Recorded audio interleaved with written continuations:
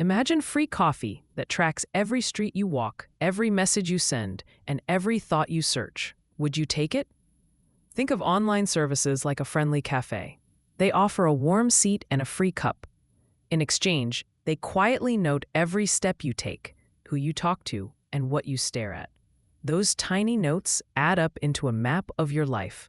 Today, we'll unpack which notes matter most, how companies turn them into cash, and the practical moves that win back your privacy, starting with what they actually collect. Data becomes valuable because companies can predict and persuade.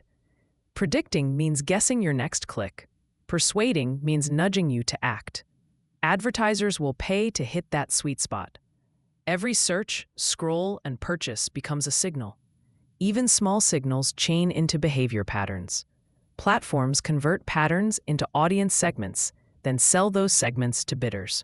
That process runs quietly in the background, and the results shape what you see online. Let's name the common data types you already leave behind. Personal data: name, email, phone, and address. Behavioral data: searches, clicks, watch history, and time on page. Technical data: device IP address, browser. Location data: GPS traces or Wi-Fi beacons. Metadata: who you contacted and when. Inferred data: guesses about your health, finances, or beliefs. Individually, these items seem small. Together, they sketch your routines and risk profiles. Now watch how ad systems turn those sketches into money. Real-time bidding, auctions, and ad slot in milliseconds.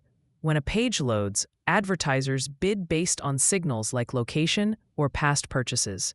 The highest bidder wins and their ad appears. That auction can broadcast pseudonymous identifiers and context to dozens of third parties.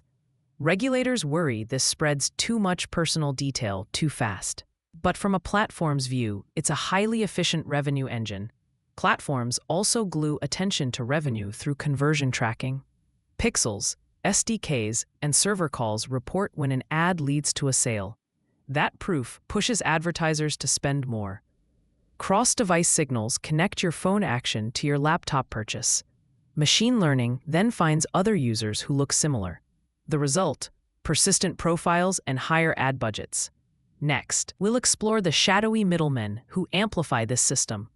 Data brokers operate like wholesalers in a market you never visited. They collect location logs, purchase histories, and public records, then sell bundles to advertisers and agencies. Some brokers have sold precise location data, revealing visits to sensitive places. Regulators have started suing brokers for lax practices. In short, information you think is private can appear in spreadsheets sold to strangers. Up next, how that same data trains the algorithms that run your feeds. Convenience usually costs privacy. Log in with a major provider saves time, but links accounts across services. Free email and cloud storage generate rich metadata. Location-enabled apps improve navigation but can feed advertisers. Interfaces often use dark patterns to push broad consent. Breaches add another layer of risk. Even well-protected companies can be compromised. These trade-offs aren't always obvious, and they creep up over time, shaping what you see and who can reach you. There are real stories that show the stakes.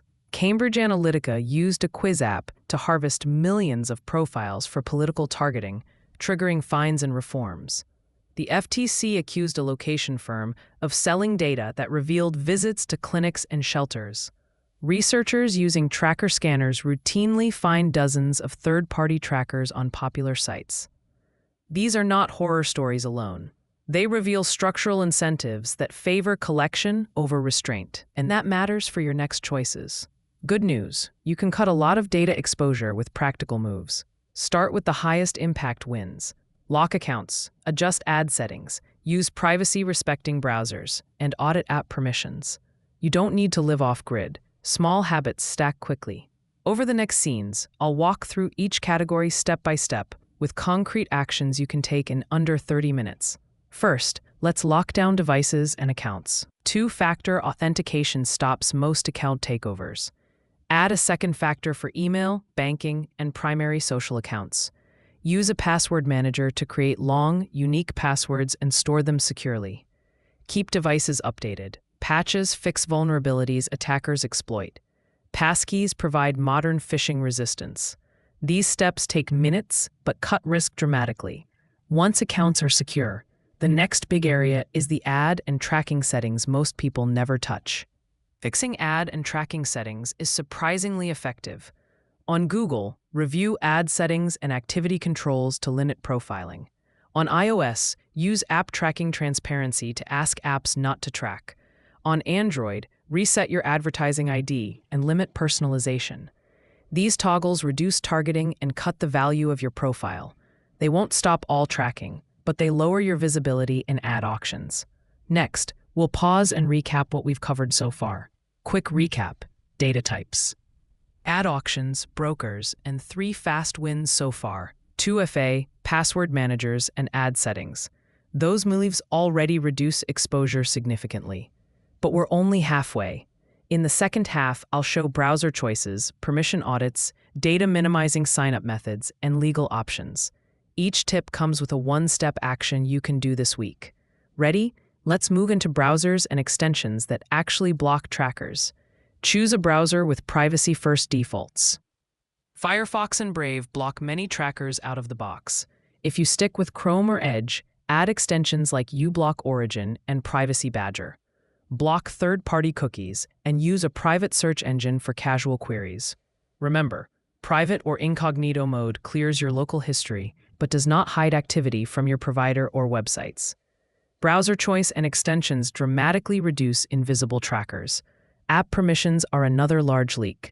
Audit them quarterly. Disable location, microphone, camera, and contacts for apps that don't need those sensors. Use while using the app or approximate location settings when available. On Android, deny background location unless critical. These tweaks stop apps from collecting continuous data streams. Think like a privacy janitor. Sweep permissions regularly, and you'll remove a lot of unnecessary exposure. Reduce data at the source by using email aliases and separate profiles. Use masked relays like Hide My Email or relay services to avoid giving real addresses to every site. Keep a separate browser profile for work and another for personal browsing. Avoid sign-in with buttons if you want to limit cross-site linking. These small changes fragment your digital footprint and make it harder for trackers to build a clear picture. Pick services that respect privacy by default. Choose messaging apps with end-to-end encryption like Signal. Use email and cloud providers with strong privacy policies and transparent audits. Before buying smart home devices, consult privacy buyer guides to check data collection behavior. Not every product is equal. Some vendors design for minimum collection, while others harvest extensively. Prioritize services that limit data capture and offer clear, user-friendly controls. Data brokers are removable, but persistent. Start by searching California's Data Broker Registry to identify companies that may hold your data. Use consumer advocacy guides to opt out of people search sites and broker listings. Expect several requests and follow-up. It's tedious, but removing old entries reduces downstream exposure. Think of it like unsubscribing from a mailing list you never joined. It takes effort but pays off over time. VPNs can protect your traffic on public Wi-Fi and hide your ISP from casual observers. They don't make you invisible. A VPN shifts trust from your ISP to the VPN provider, so pick a reputable service with audited no-logs policies. Understand their limits. They won't hide account-level tracking, browser fingerprinting, or server-side profiling. Use a VPN where it helps, but combine it with other privacy controls for real protection. Privacy laws vary widely. The EU's GDPR gives strong rights: access, correction, deletion, portability, and objection.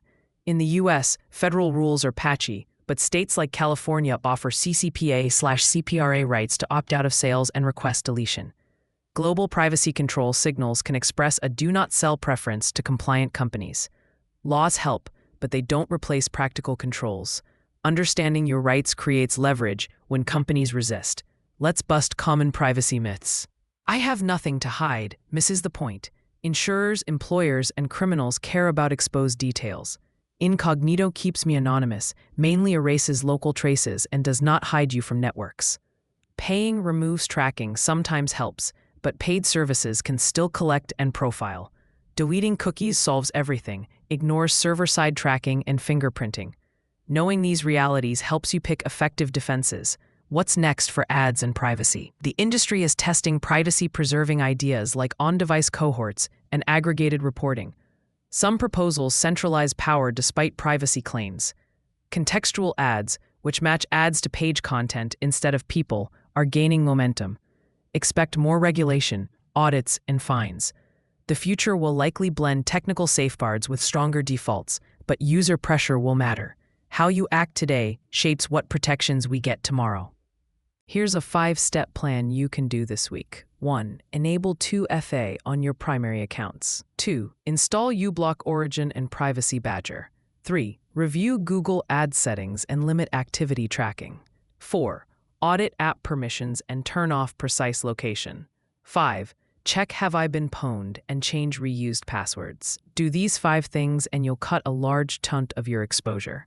Ready to take the first step? Small habits compound. Spend 30 minutes this weekend on one category. Make a second appointment next weekend to tackle another. Remove old accounts, lock the important ones, and split browsing profiles. Share these steps with friends and family, especially those less tech-savvy. Privacy is partly about culture. We protect ourselves better when everyone understands the basic moves. If you want, the next video will walk you through one specific tool step by step. Before we close, remember this. If you're not paying, your data likely pays the bill, but you don't have to accept the bill without asking for a discount. Use 2FA, limit ad tracking, pick privacy-minded tools, audit permissions, and opt out of brokers. Those 5 moves create real protection without sacrificing convenience. Ready to try one now and report back in the comments? If this helped, hit like and subscribe for a step-by-step walkthrough on one privacy tool next. Tell me in the comments which privacy step you'll try first.